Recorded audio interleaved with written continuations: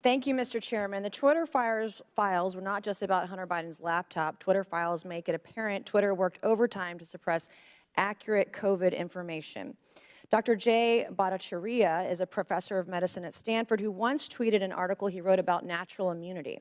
Thanks to Elon Musk's release of the Twitter files, we learned some of his tweets were tagged with the label of Trends Blacklist. Apparently, the views of a Stanford doctor are disinformation to you people.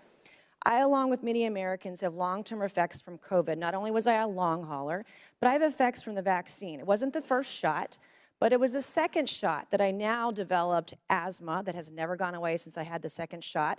I have tremors in my left hand, and I have the occasional heart pain that no doctor can explain, and I've had a battery of tests. I find it extremely alarming Twitter's unfettered censorship spread into medical fields and affected millions of Americans by suppressing expert opinions from doctors and censoring those who disagree with the CDC. I have great regrets about getting the shot because of the health issues that I now have that I don't think are ever going to go away. And I know that I'm not the only American who has those kinds of concerns. Another example of what Twitter has done to censor folks is from Dr. Martin Kulldorff, a Harvard-educated epidemiologist who once tweeted, "COVID vaccines are important for high-risk people and their caretakers. Those with prior natural infection do not need it, nor children."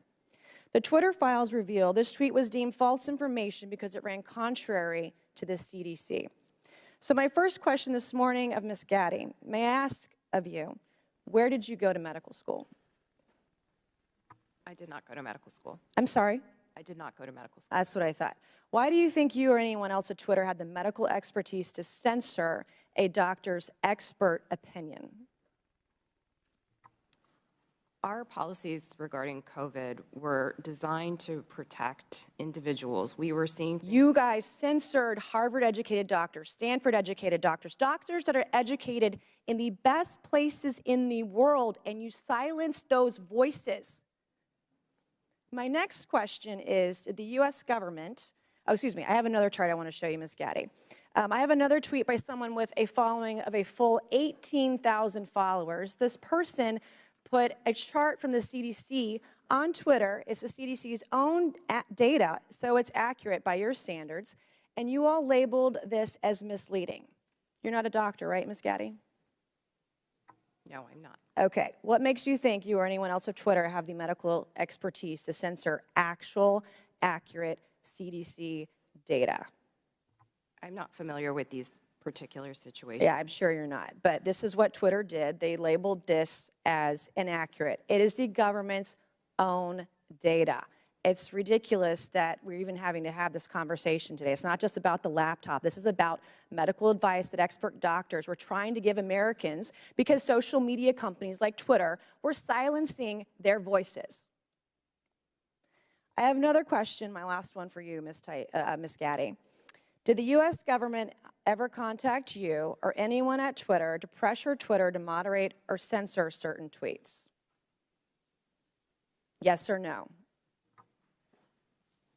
We have a program. Did the U.S. government ever contact you or anyone at Twitter to censor or moderate certain tweets? Yes or no? We receive legal demands to remove content from the platform from the U.S. government and governments all around the world. Those are published on a third-party website, and anyone can review them. Thank God for Matt Taibbi. Thank God for Elon Musk for allowing to show us in the world that Twitter was basically a subsidiary of the FBI, censoring real medical voices with real expertise that put real Americans' lives in danger because they didn't have that information. I also want to thank one of my colleagues, Ro Khanna, because as it turns out, censorship isn't just an important issue to conservatives. Some of my colleagues on the other side of the aisle, like Ro, found this censorship very concerning, and even wrote to you and to folks at Twitter that he was concerned about the First Amendment being censored. So I want to thank him for speaking up and speaking out about this issue, because this should not be a partisan issue. This should be an issue that's an American issue.